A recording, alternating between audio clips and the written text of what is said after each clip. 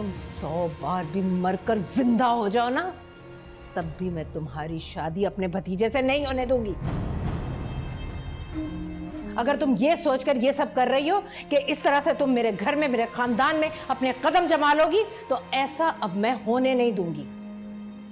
मर्दों को फंसाना तुम जैसी लड़कियों को बहुत अच्छी तरह से आता है। जैसी माँ वैसी बेटी। ताईजान, आपको जो कहना है आप मुझे कह लीजिए, मगर मेरी माँ के बारे में कुछ मत कहिएगा जो अब इस दुनिया में नहीं है। मम्मा आप ये सब क्यों? सहर का इसमें कोई कसूर नहीं है। कसूर? इस सब की जिम्मेदार ये है, जब से ये इस घर में आई है तुम मेरी हर बात से इख्तलाफ करने लगी हो। इसकी वजह से तुम सबके सामने मेरे साथ बदतमीजी करने लगी हो। और ये क्या कर रही है?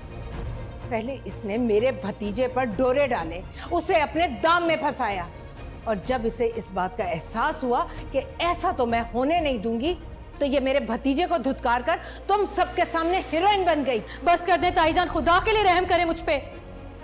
आप जितना खुद को अक्लमंद समझती हैं उतनी अक्लमंद आप हैं नहीं।